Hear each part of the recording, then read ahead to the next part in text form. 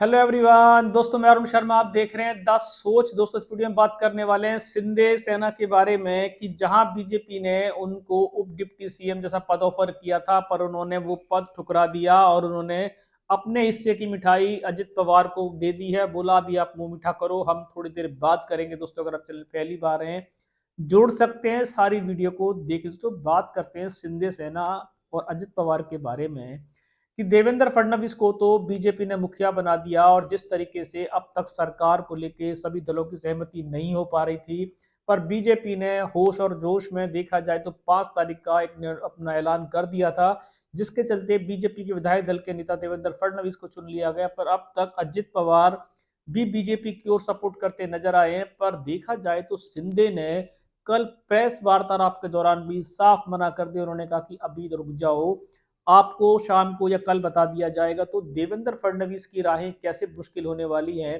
अजित पवार तो अभी बीजेपी की ढपली बजाते नजर आ रहे हैं, पर शिंदे को शायद बीजेपी ने मंत्रालयों के लिए राजी नहीं किया है, और वो बीजेपी के किसी भी पद को अब तक लेने के लिए ठुकरा रहे हैं। और अगर अपने हिस्से की मिठाई उन्होंने अजित पवार के गले मढ़ दी, अब ये मिठाई बीजेपी की अजित पवार को कितनी खट्टी और मीठी पड़ेगी, समय बताएगा। पर शिंदे के पत्ते शायद बीजेपी में उलझने वाली है।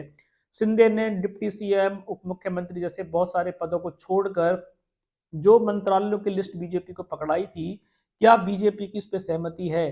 क्या सिर्फ शपथ ग्रहण समारोह में शिंदे साथ देते नजर आएंगे, या दोबारा से वो अपना बिगुल बजाएंगे? क्योंकि उन्होंने कल साफ प्रेस वार्तालाप के दौरान एक ही टिप्पणी की थी कि अभी प्रेस वालों से साफ कहा कि अभी आप वेट करो।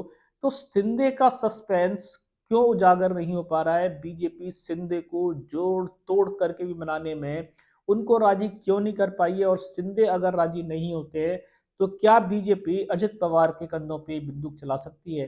क्या अजित पवार कुछ दिनों के लिए बीजेपी की ढपली में शामिल हो सकते हैं?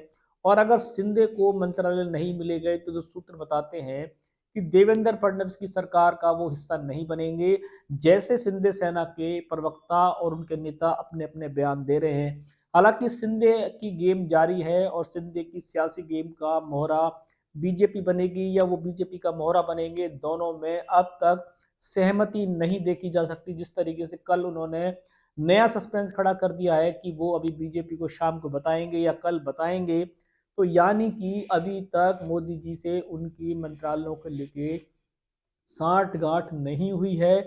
अमित जी ने उनको कुछ और आश्वासन नहीं दिया है जिसके लिए वो बीजेपी में साथ रहना चाहते हैं। शिंदे का सस्पेंस बीजेपी के लिए तो तेवर है ही, पर क्या बीजेपी बिना शिंदे के उलझ झुलल और जल्दबाजी में शपथ ग्रहण समारोह कर बैठी है?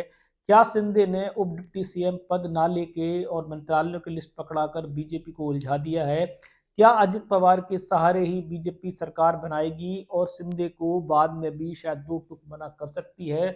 और शिंदे का अब सियासी सस्पेंस क्या होगा? इससे बीजेपी सत्ते में तो है ही, जनता भी सत्ते में है कि उन्होंने शिंदे को सरकार बनाने के लिए वोट तो दिए, पर जनता का जनादेश बीजेपी के हाथों में लटक जाएगा, ऐसा जनता ने उम्मीद नहीं की थी। पर शिंदे की ये पारी इस बार भारी पड़ेगी। अगर बीजेपी को कड़े तेवर दिखा दिए, कहीं ऐसा ना हो बीजेपी उनको उद्धव ठाकरे की तरह रोन डाले। दोस्तों इस रुझान पे नजर बना के रखेंगे कि शिंदे ने अपने हिस्से की मिठाई अजित पवार को दे दी, और बीजेपी के साथ वो अब तक बाहरी रूप से समझ में आ रहे हैं, अंदरूनी समर्थन कब करेंगे? क्या शपथ ग्रहण समारोह एक नाम मात्र का है, या इसके बाद सियासी बवाल जारी रहेगा? इस रुझान पे सटीक विश्लेषण लेके आएंगे। अगर आप चैनल पहली बार हैं, जुड़ सकते हैं हमारी सभी वीडियो को देख। तो मैं अरुण शर्मा मिलूंगा नई सोच के साथ। अपना ध्यान रखें।